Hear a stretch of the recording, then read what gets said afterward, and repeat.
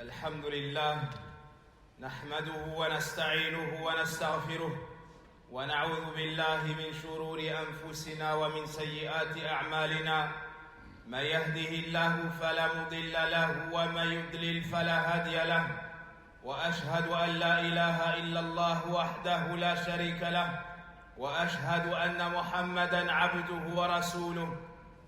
يا أيها الذين آمنوا اتقوا الله حق تقاته ولا تموتن إلا وأنتم مسلمون. يا أيها الناس اتقوا ربكم الذي خلقكم من نفس واحدة وخلق منها زوجها وبث منهما رجالا كثيرا ونساء، واتقوا الله الذي تساءلون به والأرحام إن الله كان عليكم رقيبا. يا أيها الذين آمنوا اتقوا الله وقولوا قولا سديدا يصلح لكم أعمالكم ويغفر لكم ذنوبكم، ومن يطع الله ورسوله فقد فاز فوزا عظيما. أما بعد، فإن أصدق الحديث كتاب الله جل وعلا، وخير الهدي هدي محمد صلى الله عليه وسلم، وشر الأمور محدثاتها، وكل محدثة بدعة، وكل بدعة ضلالة، وكل ضلالة في النار. أيها الناس، يقول الله سبحانه وتعالى في كتابه العزيز: بسم الله الرحمن الرحيم: والسماء ذات البروج واليوم الموعود والشاهد ومشهود قتل أصحاب الأخدود النار ذات الوقود إذ هم عليها قعود وهم على ما يفعلون بالمؤمنين شهود وما نقموا منهم إلا أن يؤمنوا بالله العزيز الحميد الذي له ملك السماوات والأرض والله على كل شيء شهيد. إن الذين فتنوا المؤمنين والمؤمنات ثم لم يتوبوا فلهم عذاب جهنم ولهم عذاب الحريق. إن بطش ربك لشديد إنه هو يبدئ ويعيد وهو الغفور الودود ذو العرش المجيد فعال لما يريد. الآيات. وقد جاءت أحاديث عن نبينا محمد صلى الله عليه وسلم تفسر بعض آيات كتاب الله العزيز، ألا وهي قصة أصحاب الأخدود. عن سهيب رضي الله عنه أن رسول الله صلى الله عليه وسلم قال: كان ملك في من كان قبلكم كان له ساحر، فلما كبر قال للملك: إني قد كبرت فابعث إلي غلاما وعلمه السحر. فبعث إليه غلاما يعلمه فكان في طريقه إذا سلك راهب فقعد إليه وسمع كلامه فأعجبه، فكان إذا أتى الساحر مر بالراهب فقعد إليه، فإذا أتى الساحر ضربه فشكى ذلك إلى الراهب، فقال: إذا خشيت الساحر فقل حبسني أهلي، وإذا خشيت أهلك فقل حبسني الساحر. فبينما هو كذلك إذ أتى على دابة عظيمة قد حبست الناس، فقال: اليوم أعلم الساحر أفضل أم الراهب أفضل؟ فأخذ حجرا فقال: اللهم إن كان أمر الراهب أحب إليك من أمر الساحر فاقتل هذه الدابة حتى يمضي الناس. فرماها فقتلها ومضى الناس، فأتى الراهب فأخبره، فقال له الراهب: أي بني، أنت اليوم أفضل مني، قد بلغ من أمرك ما أرى، وإنك ستبتلى، فإذا ابتليت فلا تدل عليه. وكان الغلام يبرئ أكمه والأبرص ويداوي الناس من سائر الأدواء. فسمع جليس للملك قد كان عمي، فأتاه بهدايا كثيرة، فقال: ما هاهنا لك أجمع إن أنت شفيتني. فقال: لا أشفي أحدا، إنما يشفي الله، فإن أنت آمنت بالله ودعوت الله فشفاك. قال ربي، أو قال فآمن بالله فشفاه الله. فأتى الملك فجلس إليه كما كان يجلس، فقال له الملك من رد عليك بصرك؟ قال ربي. قال ولك رب غيري؟ قال ربي وربك الله. فأخذه فلم يزل يعذبه حتى دل على الغلام، فجاء بالغلام فقال له الملك أي بني، قد بلغ من سحرك ما تبرئ الأكمه والأبرص وتفعل. فقال إني لا أشفي أحدا إنما يشفي الله. فأخذه فلم يزل يعذبه حتى دل على الراهب، فأجيء بالراهب فقيل له ارجع عن دينك، فأبى، فدعا بالمنشار فوضع المنشار في مفرق رأسه فشقه حتى وقع الشقاه. ثم جاء بجليس الملك فقيل له ارجع عن دينك، فأبى، فوضع المنشار في مفرق رأسه فشقه به حتى وقع شقاه. ثم جاء بالغلام فقيل له ارجع عن دينك،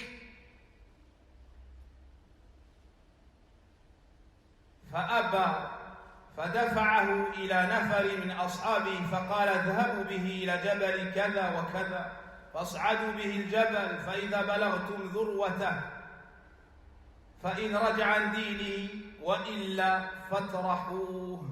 فذهبوا به فصعدوا به الجبل، فقال اللهم اكفنيهم بما شئت، فرجف بهم الجبل فسقطوا. وجاء يمشي إلى الملك فقال له الملك ما فعل أصحابك؟ قال كفانيهم الله. فدفعه إلى نفر من أصحابه فقال اذهبوا به فاحملوه في فرقور أي سفينة فتوسطوا به البحر، فإن رجع عن دينه وإلا فاقذفوه. فذهبوا به، فقال اللهم اكفنيهم بما شئت، فانكفأت بهم السفينة فغرقوا. وجاء يمشي إلى الملك فقال له ما فعل أصحابك؟ قال كفانيهم الله. فقال للملك إنك لست بقاتل حتى تفعل ما آمرك به. قال وما هو؟ قال تجمع الناس في صعيد واحد وتصلبني على جذع، ثم خذ سهما من كنانتي، ثم ضع السهم في كبد القوس، ثم قل بسم الله رب الغلام، ثم ارمني، فإنك إذا فعلت ذلك قتلتني. ففعل ذلك الملك، فقال بسم الله رب الغلام، ثم رماه فوقع السهم في صدغه، فوضع يده في صدغه في موضع السهم فمات. فقال الناس آمنا برب الغلام، آمنا برب الغلام، آمنا برب الغلام. فأتى الملك فقيل له أرأيت ما كنت تحذر؟ قد والله نزل بك حذرك، قد آمن الناس. فأمر بالأخدود بأفواه السكك فخدت وأدرم النيران، وقال من لم يرجع عن ديني فاحموه فيها. أو قيل له اقتحم، ففعلوا حتى جاءت امرأة ومعها صبي لها فتقاعست أن تقع فيها، فقال لها الغلام يا أماه اصبري فإنك على الحق. فهكذا من زمان، هذه سنة الله في خلقه، هذه سنة الله في المؤمنين، الابتلاء والامتحان تكفيرا لسيئاته ورفعة في درجاته. أعوذ بالله من الشيطان الرجيم. بسم الله الرحمن الرحيم. ألف لام ميم. أحسب الناس أن يتركوا أن يقولوا آمنا وهم لا يفتنون، ولقد فتنا الذين من قبلهم فليعلمن الله الذين صدقوا وليعلمن الكاذبين. وفقنا الله وإياكم للتمسك بالإسلام والسنة.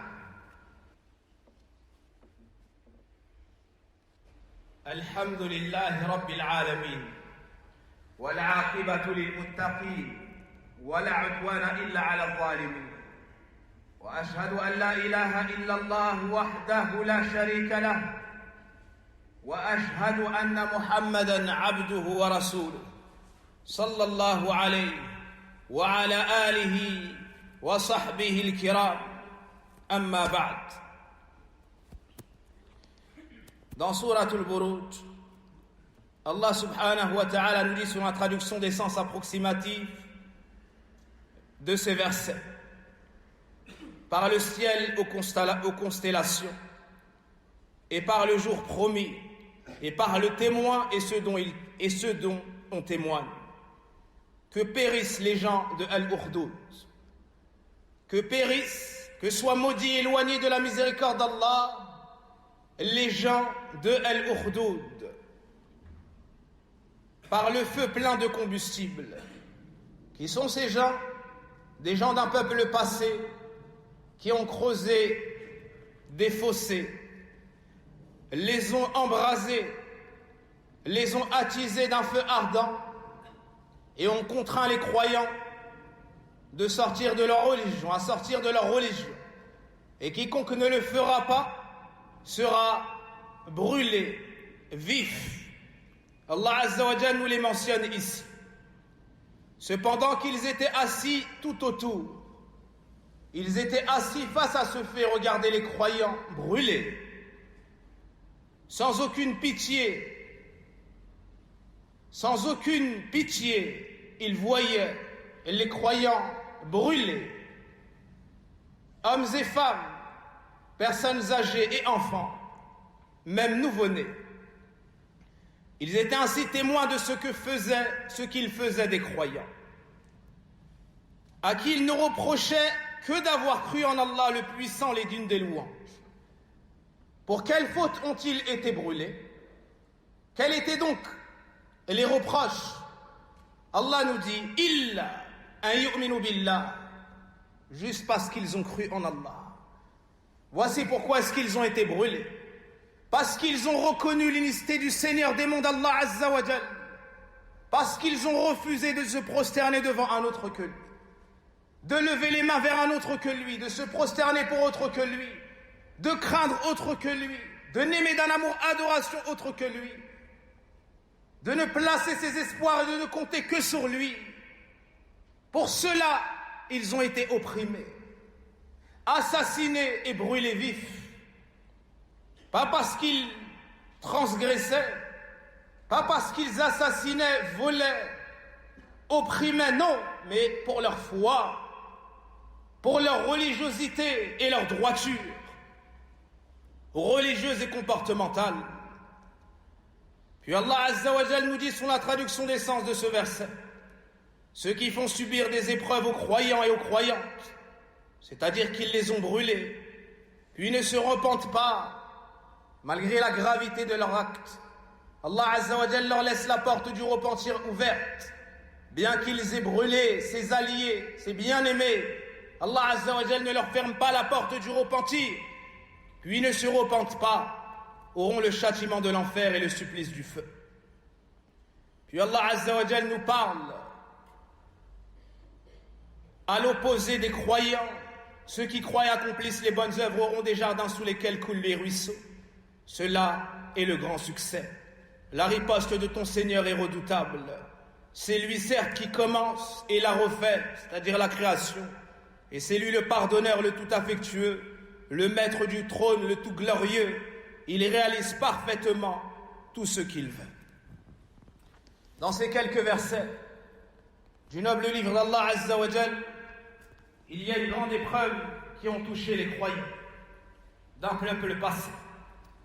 Et le prophète alayhi salatu wassalam, dans un hadith rapporté par l'imam Muslim, At-Tirmidhi et autres, selon Suhayb al-Rumi radiallahu anhu, nous a détaillé cette histoire. Il nous dit: jadis vivait un roi qui avait un sorcier. Quand le sorcier se sentit vieillir, il dit au roi: me voilà maintenant âgé, envoie-moi donc un jeune homme pour que je lui enseigne la magie. Il lui envoya un jeune homme sur son chemin vers le sorcier. le jeune homme rencontra un moine, c'est-à-dire une personne pieuse qui adorait Allah seul d'un culte sincère. Il s'assit auprès de lui et écouta ces paroles qui lui plurent. Le jeune homme, ayant entendu les paroles du moine, le rappel d'Allah, l'appel à Allah, son adoration seul d'un culte sincère, ça lui a plu, l'appel au tawhid. Il faisait ainsi chaque fois qu'il se rendait chez le sorcier. Quand il arrivait auprès du sorcier, ce dernier le frappait pour son retard. Il s'en plaignit au moine qui lui dit: quand tu as peur de la colère du sorcier, dis-lui, j'ai été retenu par ma famille. Et quand tu crains la colère de ta famille, dis-lui, j'ai été retenu par le sorcier. Entre-temps, voilà qu'une bête énorme interdit le passage aux gens. Le jeune homme dit: aujourd'hui je vais savoir qui du sorcier ou du moine a la plus grande valeur, est sur la vérité. Ceci car il mélangeait ces deux connaissances, la science du faux, la sorcellerie et la magie, et la science de la vérité, la connaissance d'Allah Azza wa Jal et son adoration seule d'un culte sincère. Alors, dès lors qu'Allah Azza wa Jal veut le bien pour son serviteur, malgré tout lui facilite et lui aplanit les causes qui le mèneront vers la réussite. Donc il y a une bête énorme qui interdisait le passage aux gens. Le jeune homme dit: aujourd'hui je vais savoir qui du sorcier ou du moine a la plus grande valeur. Il prit une pierre et dit: ô Allah, si l'œuvre du moine t'est préférable à celle du sorcier, tue cette bête afin de permettre aux gens de passer. Il la frappa alors avec la pierre et la tua sur le coup. Les gens eurent ainsi la voie libre. Il vint en informer le moine qui lui dit: mon petit, tu es devenu maintenant plus fort que moi. Puis tu es arrivé à ce miracle. Puisque tu es arrivé à ce miracle, et tu vas certainement être mis à l'épreuve. C'est-à-dire que les invocations de l'enfant étaient exaucées par Allah Azza wa Jalla, et c'est donc un signe de sa piété. Ainsi le moine, avec la plus grande modestie, reconnut la suprématie de cet enfant, sa piété, sa place chez Allah subhanahu wa ta'ala, et lui enseigna l'habitude sur les créatures d'Allah. C'est que plus tu es pieux, plus tu es éprouvé dans ta religion. Le prophète alayhi salatu wassalam nous dit: ceux qui sont le plus éprouvés sont les prophètes, puis ceux qui viennent après, puis leurs successeurs. Si tu es fort dans ta religion, ton épreuve sera forte. Et si tu as des faiblesses, alors elle sera plus faible et amoindrie. Et tu vas certainement être mis à l'épreuve. S'il en est ainsi, ne dis à personne où je suis. Ainsi donc le jeune homme en arriva à guérir l'aveugle de naissance. Et celui qui avait la maladie de la dépigmentation, il guérissait les gens de la plupart de leurs maladies. L'un des courtisans du roi, qui était aveugle, entendit parler du jeune homme. Il se rendit auprès de lui avec de nombreux cadeaux et lui dit: vois-tu tout ce qui est là? Si tu me guéris, ça t'appartiendra. Le jeune homme lui dit: je ne guéris moi-même personne, mais c'est uniquement Allah le Très-Haut qui guérit. Si tu crois en Allah, je l'invoquerai, je le prierai et il te guérira. Le courtisan crut en Allah et Allah le guérit. Il se rendit chez le roi et s'assit près de lui comme il en avait coutume. Le roi lui demanda: qui donc t'a rendu la vue? Il répondit: mon seigneur et maître. Il lui dit: as-tu un seigneur autre que moi? Comme Pharaon dit auparavant: as-tu un seigneur autre que moi? Le roi lui demanda. Et il répondit: mon seigneur est le tien, Allah. Le roi le jeta alors en prison et ne cessa de le torturer jusqu'à ce qu'il dénonçât le jeune homme. On fit alors venir le jeune homme et on lui fit la même chose. Ou avant cela, le roi lui dit: mon petit, te voilà arrivé avec ta sorcellerie au niveau de guérir l'aveugle de naissance, celui qui est touché par la dépigmentation et telle autre maladie. Le jeune homme lui dit: je ne guéris personne, mais c'est Allah seul qui guérit. Il le jeta alors en prison et ne cessa de le torturer jusqu'à ce qu'il dénonçât la cachette du moine. On fit alors venir le moine et on lui dit: renie ta foi. Chose qu'il refusa catégoriquement.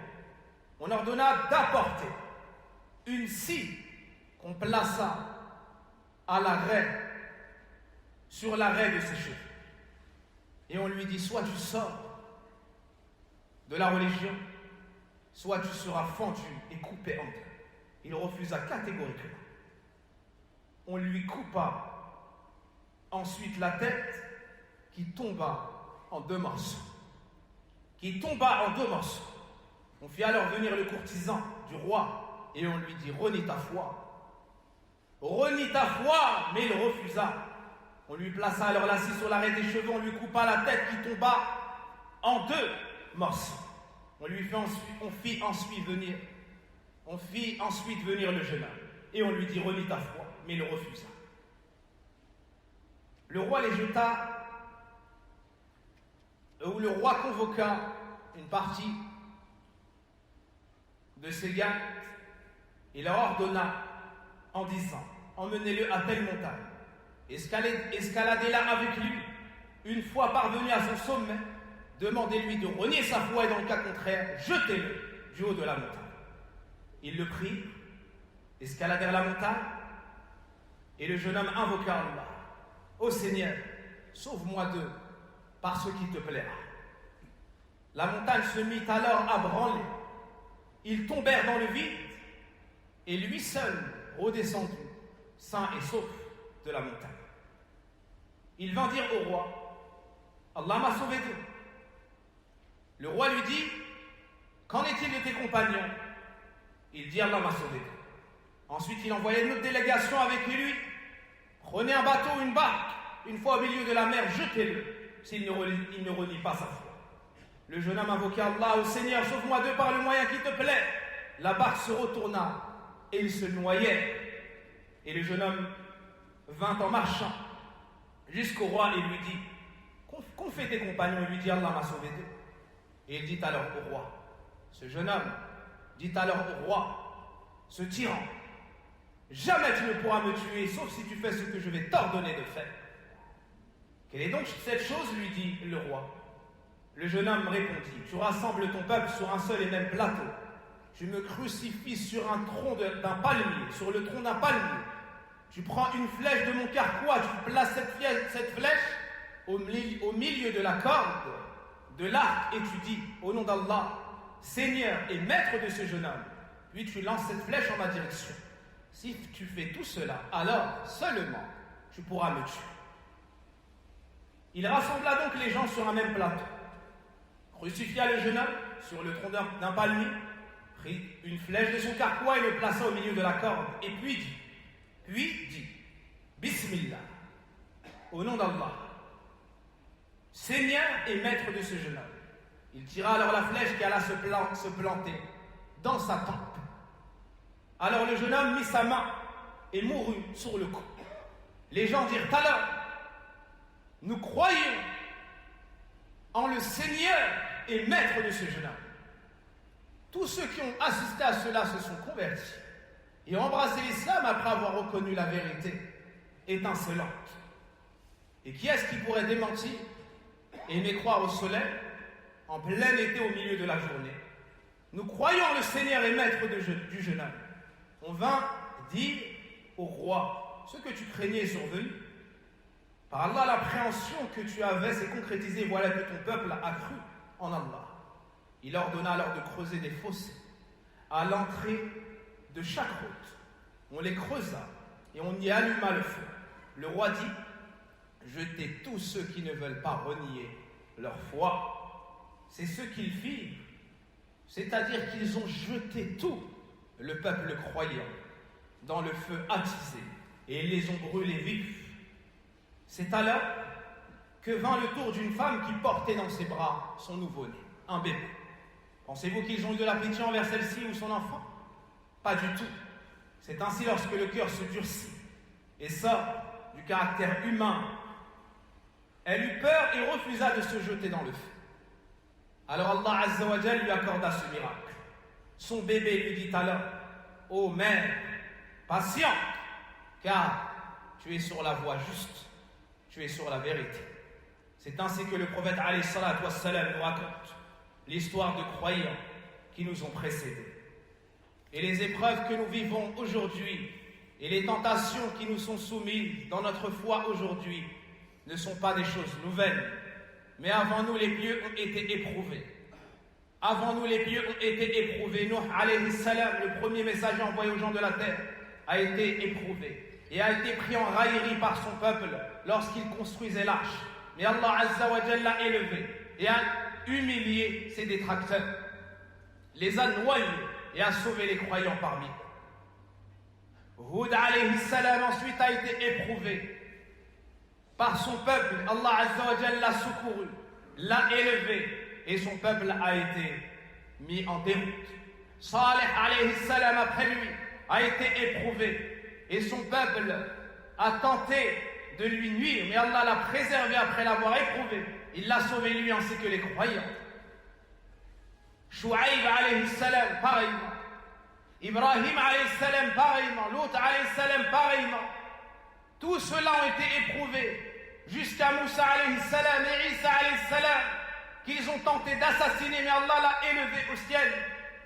Il est vivant et redescendra à la fin des temps. Jusqu'au dernier prophète et messager, le meilleur de la création et de l'humanité, Muhammad ibn Abdillah ibn Abdil Muttalib, al-Hashim al-Qurashi, alayhi salatu wassalam. Il a été éprouvé dans ses biens, dans sa famille, dans son honneur, dans son sang, dans ses compagnons. Certains ont été assassinés comme Soumaïa, comme Yasir. Certains ont été torturés comme Bilal. Certains ont été torturés jusqu'à ce que mort se suive, comme Khubayb et beaucoup d'autres. Mais le prophète alayhi salatu wassalam leur a dit: soyez endurants, et notre lieu de rendez-vous sera mon bassin le jour de la résurrection. D'être éprouvé n'est pas une chose nouvelle, c'est pour tester ta foi et ta véracité. Et que les croyants soient opprimés juste parce qu'ils ont cru en Allah, le Seigneur des mondes, n'est pas chose nouvelle. Ils n'ont pas commis de crime, ils n'ont pas opprimé, ils n'ont pas volé, assassiné, juste parce qu'ils disent La ilaha illallah, et 5 fois par jour ils se réunissent et se tournent en direction de la Mecque pour se prosterner pour Allah Azza wa Jal. Est-ce que pour cela ils méritent d'être opprimés, agressés, jusqu'à nuire à des enfants innocents et leurs mères? Hasbunallah wa ni'mal wakil. Hasbunallah wa ni'mal wakil. Hasbunallah wa ni'mal wakil. Allah nous suffit, et quel meilleur garant que lui. Wa inna lillahi wa inna ilayhi raji'un. Allah Azza wa Jal nous dit, sur la traduction des sens des premiers versets de Sourate Al-Ankabut, la sourate de l'épreuve, Alif Lam Mim. Est-ce que les gens pensent que nous allons les laisser dire nous avons la foi sans les éprouver? Nous avons certes éprouvé ceux qui vous ont précédés. Nous avons certes éprouvé ceux qui vous ont précédés. Par ces épreuves, Allah Azza wa Jal distingue les véridiques des autres. Soyez donc patients et endurants jusqu'à ce qu'Allah Azza wa Jal élève le véridique et rabaisse le menteur. Allahumma inna naj'aluka fi nuhurihi wa na'udhu bika min shururihi. Allahumma inna naj'aluka fi nuhurihi wa na'udhu bika min shururihi. La ilaha illa anta subhanaka inna kunna min adh-dhalimin. Allahumma salli ala Muhammadin wa ala ali Muhammad kama sallaita ala ali Ibrahim innaka Hamidun Majid. Allahumma barik ala Muhammadin wa ala ali Muhammad كما باركت على آل إبراهيم إنك حميد مجيد. ربنا آتنا في الدنيا حسنة وفي الآخرة حسنة وقنا عذاب النار. اللهم إنا نسألك الهدى والتقى والعفاف والغنى. يا حي يا قيوم برحمتك نستغيث أصلح لنا شأننا كله ولا تكلنا إلى أنفسنا طرفة عين. اللهم اشف مرضانا مرضى المسلمين. اللهم اشف مرضانا مرضى المسلمين. اللهم اشف مرضانا مرضى المسلمين وارحم موتانا وموتى المسلمين. وارحم موتانا وموتى المسلمين. والله أعلم. سبحانك اللهم وبحمدك أشهد أن لا إله إلا أنت أستغفرك وأتوب إليك والحمد لله رب العالمين.